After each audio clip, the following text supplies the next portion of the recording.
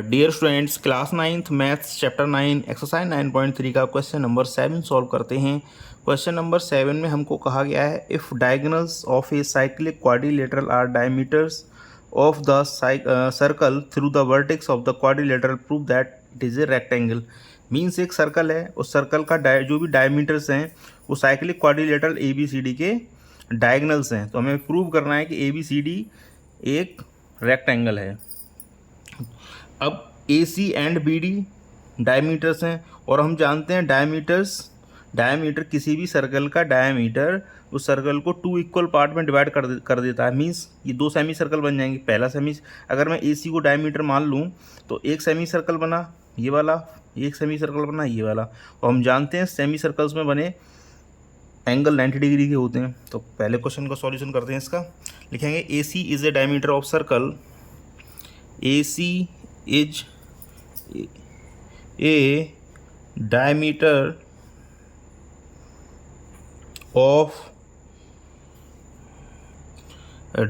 of circle। अब जब ए सी diameter है सर्कल का तो एक सेमी सर्कल ये है, एक सेमी सर्कल है। तो पहले सेमी सर्कल में एंगल बनना है ए डी सी एंड दूसरे सेमी सर्कल में इसी ए सी डायमीटर से सर्कल बनना है एंगल बन रहा है ए बी सी। तो हम बोल सकते हैं A D C equal to 90 degree and A B C equal to 90 degree. Hence angle A D C equal to 90 degree and angle A B C equal to 90 degree. Reason क्या है इसका? Reason हो जाएगा because angle in a semicircle is a right angle, right angle 90 degree होता है। It means angle A D C equal to 90 degree and angle A B C equal to 90 degree. Similarly B D is a diameter of circle. अब हम क्या करेंगे, B D को diameter ले रहे हैं। जब बी डी को डायमीटर लेंगे तो पहला सेमी सर्कल हमारा ये बना और सेकंड सेमी सर्कल हमारा ये वाला बन गया। तो इस सेमी सर्कल में एंगल बनना है D A B and D C B. तो ये दोनों एंगल 90 डिग्री के हो जाएंगे सेम रीजन से। तो लिख सकते हैं hence angle B A D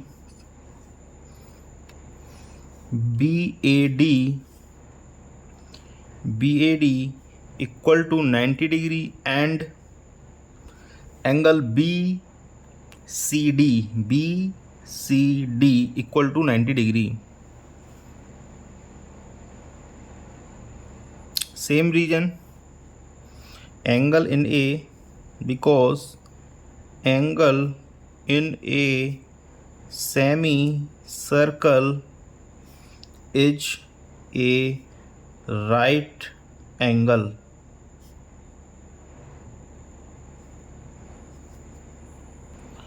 इसको मैं इक्वेशन 1 मान ले रहा हूँ एंड इसको मैं इक्वेशन 2 मान ले रहा हूँ।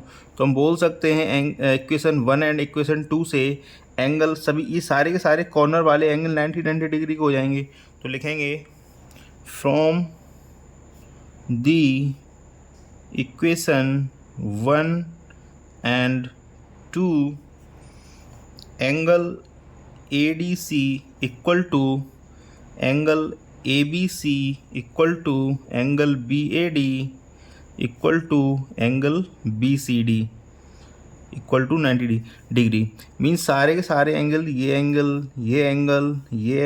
एंड ये वाला एंगल सारे एंगल 90 डिग्री के हो गए। तो हम बोल सकते हैं हैंस, या एक रीजन और भी देख सकते हैं। देखो अपोजिट एंगल पैरेललोग्राम भी अगर हमें इसको प्रूव करना है तो हम ऐसे भी बोल सकते हैं ये 90 डिग्री है एंड ये 90 डिग्री है। तो इट मीन्स 90 180 डिग्री हो रहा है। तो पैरेललोग्राम के अपोजिट एंगल्स इक्वल भी होते हैं। तो ये भी 90 तो पैरेललोग्राम है और किसी भी पैरेललोग्राम का अगर एक एंगल 90 डिग्री है तो रेक्टेंगल हो जाता है। या फिर हम डायरेक्ट भी बोल सकते हैं hence A B C D is a rectangle.